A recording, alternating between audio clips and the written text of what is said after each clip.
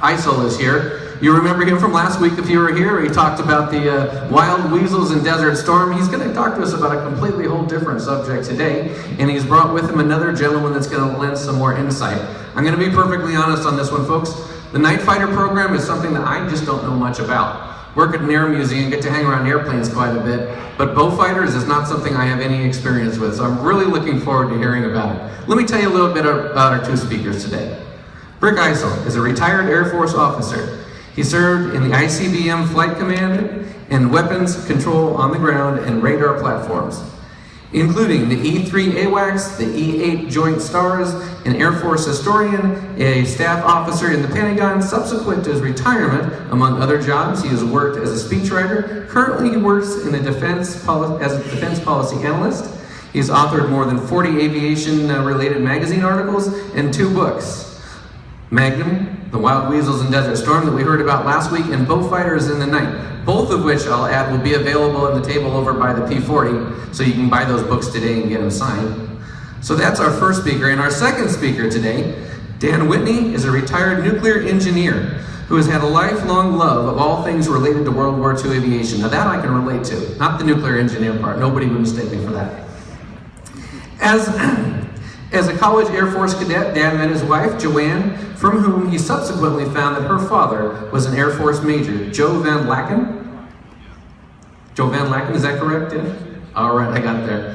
Who incidentally had been the original RO for the 417th Nightfighter Squadron. Finding all this very intriguing, Dan began to develop a write-up of his father-in-law's time with the squadron. Dan compiled all of the collective materials into a history that's become a valuable source of documents for historians and persons trying to find out what daily life was like for the Nightfighter Squadron. Won't you please welcome our two speakers, Lieutenant Colonel Eisel and Mr. Dan Whitney.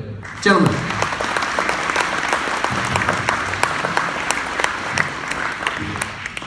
Thanks, and thank all of y'all for coming. It is an honor to be here, and any talk about airplanes, which I love, is actually about the people involved. It's the men who flew and maintained them, and about the families back home. So that's actually what this talk today is about. It's more about, we're going to talk airplanes, but it's also about the people involved. And on the people involved, it's kind of cool because I asked Dan to present with me, because when I was doing the research for the book, I was looking for material, and there's an unofficial, or there's a group called the 417th Nightfighter Association, and it's guys who were in the squadron back during the war, and Rich Zebart has been a historian for 60 plus years. Dan is the son-in-law for one of the guys, one of the original squadron members. And they had collected an enormous amount of material. It was tremendous. Dan has done a compilation. He's done CDs, just an enormous amount of material. Rich had boxes of material, pictures, letters, all that kind of stuff, that when they sent it to me, the book really wrote itself, because it turned into, I just need to organize this. The story tells itself. So that's what we want to try and talk about today. This is primarily about the people involved. For the people involved, this cover of the book was done by Mr. Robert Schaefer. He's a retired Disney artist, and his uncle flew in the squadron, and he was kind enough to let me use his artwork to illustrate the book. But again, it's just more that family connection and the people involved. So, on their behalf, please let me tell the story. I want to talk about aerial combat. Now, I was in the Air Force, as was Dan, and I did fly, but I flew in the back of the airplanes, and I ran a radar scope and all that, so in no way, shape, or form am I trying to claim I'm some sort of combat aviator. Guys that get shot at, that's a whole different world that thankfully I didn't have to experience. But I want to describe aerial combat, and particularly in World War II. And to do that, I'm going to need both hands, so let me put this down for a second. Okay, we've all seen the, I guess it's not going to work. We've all seen the, there it was, shooting or watchdown type of fighter pilot talk. In the daytime, you have the fighter, as represented by the Spitfire behind us, trying to attack the enemy. It could be another fighter, it could be a bomber. Behind me on the walls, we have the Luftwaffe, aircraft, and we have a lot of the American aircraft. What we don't have is the Beaufighter, because that's actually a British airplane, which we'll talk about in a minute. So in the daytime, in World War II, it was all about who could see the other guy first. If I can see you first, I probably am going to be able to get in a position where I can shoot you down before you ever know what's going on. At nighttime, the eyes aren't going to work near as well. Self-explanatory. So, enter radar. The British in the Battle of Britain, if you've seen the movie or done any wartime reading, you know that they developed the first operational radar system, the chain-home system. They used it during the Battle of Britain to position their fighters, they didn't have a lot of them, to position their fighters in the best place to intercept the German bombers that were coming over to bomb during daylight. In a battle of attrition, they were able to outlast the Luftwaffe and keep them from, they basically won the Battle of Britain, and the Luftwaffe turned to night, saying we're getting shot down too many during the daytime, so at night we'll have a better chance because they won't be able to see us. Very sound tactic. So what the British did is they used that same system to position a night fighter, which was generally a larger airplane, and I'll explain why in just a minute, to position the night fighter to intercept the bomber, or bombers, depending on the case. The problem with that was, in the early radars, the mechanics were not that good. The electronics were not that good where you could get the fighter right in behind the target, which is where you needed to shoot it. They could get it within a couple of miles, and that's if you had a skilled radar operator on the ground. That's what I used to do in the Air Force, is that radar operator guy.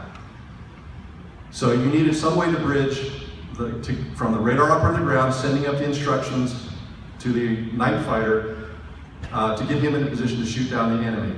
Okay, so what they did is they developed AI, air interception, or onboard radar. In the 1940s, this is vacuum tube stuff. It's really big, it's really bulky, it takes a lot of power, it takes a lot of space. Today's microprocessors and all that, everything can be done with something the size of your fist. Back in the day, this was hundreds of pounds of equipment, and it needed a big airplane. The Beaufighter was a British designed and British built heavy airplane. It was twin engine, had a crew of two, pilot in the front, and for the night fighter version in the back was the RO. Initially it was called a radio observer, because radar, the term itself, is so highly classified. The rest of the airplane was filled with cannons, machine guns, and of course the radar equipment itself. And that radar was only good at max 1 to 5 miles, 5 miles on a good night. Because it was, again, it's very finicky, it's very first generation radar. So this is a cumbersome system. The ground radar, the chain home system would see the bombers coming in at night. They would try and position the night fighter into position, best position, slightly below and behind the enemy bomber, to where the night fighter's radar could pick up the target. Once he did that, the night fighter took over the intercept. The guy in the back seat, the radio observer, is giving instructions to his pilot, left, right, up, down, whatever the case may be, until the pilot could see the target. And the pilot had to see the target because you didn't want to shoot down a friendly airplane. There were many, many instances of what we call blue on blue. You shoot down a good guy, didn't mean to, but it happens. So it was really critical that the pilot be able to identify the airplane. That's a very cumbersome system. It was the best they had, but it sure didn't work all the time. Experience, technology, everything progresses, and it got better as the war progressed. But at the beginning, it was a very cumbersome system. So this is for the British, and they had several years of experience before America got into the war, and certainly before America got into the war with an efficient night fighter. Matter of fact, our purpose-built night fighter is called a P-61 Black Widow, was a big Hawken airplane. There's one up at the museum up in Wright Pat. There's a couple around. It's a very, very big airplane. It's very technologically, for the day, very technologically advanced. It wasn't going to be ready for several more years. Hap Arnold, the chief of the Army Air Forces at the time, wanted that capability within the U.S. forces, so he asked the Brits, can you lend us some airplanes, and can you train our crews? So the Brits loaned us, again up there on the slide, you can see it, it's called the Bristol Beaufighter. It was a very big airplane. It's probably as big as this A-26-ish, but it's a tail dragger, meaning the tail was at the back, and you use the rudders to control it on the ground. If anybody flies and knows about tail draggers, that's what it does. So, and the program we used was called reverse Lend-Lease. And Lend-Lease is we gave our allies a whole bunch of equipment. This is the case was we needed stuff from them, so they gave us the Beaufighters. They were smart. They gave us old, ragged out pieces of junk. And that's not a slight on the Brits, because we gave them, when we gave them the destroyers, we gave them old, ragged out destroyers. They gave us their cast-offs. So our guys had a lot of issues with trying to fly and maintain these things. So I've talked about the the ground rules for air combat. This is what the backseater in the Beaufighter saw. This is actually one of two scopes that he looked at. One on a line would tell him left to right, another one would tell him above or below. And he had to take that picture, put it into words, and transmit that to the pilot and say, okay, you need to turn left, you need to turn right, up 20, down 20, or down 1,000 feet, up 1,000 feet, left to right. Oh, by the way, he sat facing backwards, so he had to do all this stuff in his head and reverse the turns. So it was quite the mental gymnastics. This is what the view from a Beaufighter's cockpit looks like. Again, this is daytime. There's a lot of glass. It's great visibility for the airplane. And there actually is another Beaufighter way off in the distance above the pilot's head. This is in daytime. So imagine doing this at night or in really bad weather. You can't see anything, so you've got to get in really, really close. Hence the need for the backseater to be really at the top of his game.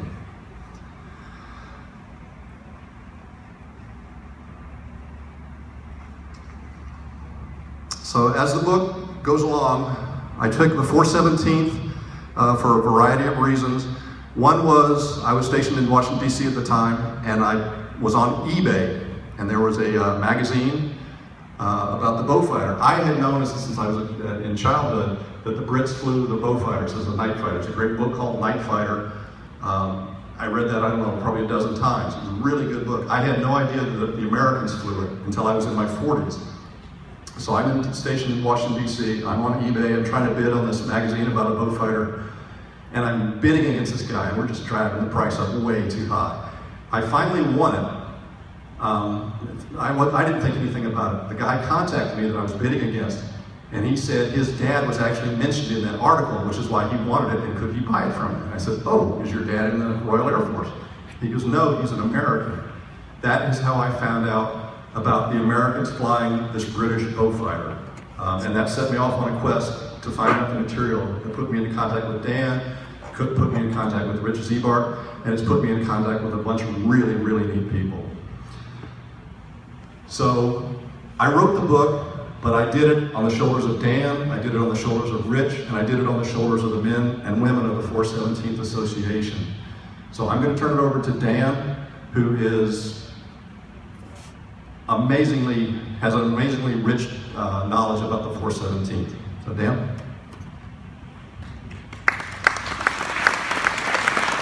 Thank you, Rick. Well, it is indeed a pleasure to be here, to see so many of you, and to have a close association with so many of you as well. We have a number of descendants of the 417th in this room, and it's pretty inspirational. The whole thing about being in World War II and being in night fighters were related to experiences that people had that were unique, certainly in a world like today.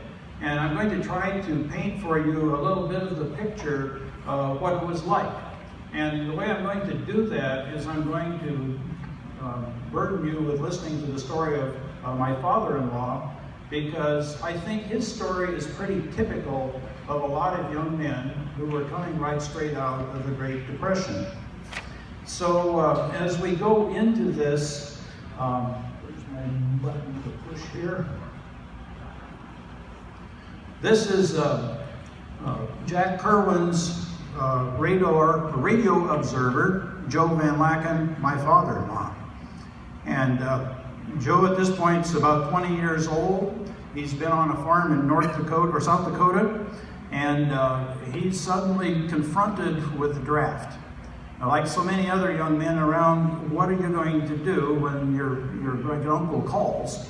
And they knew they had to go. The question was just when and where. It turned out if you volunteered, you had a tiny bit of control over that. You could pick the Navy, the Air Corps, and such things, and get you away from pounding the ground and packing a rifle. So that's what a lot of people did. And Joe was one of them, and he volunteered for the Army Air Corps. And what I'm now going to describe for you is the process that he went through to get to become a radio operator. Joe entered the Army in August of 1942. Not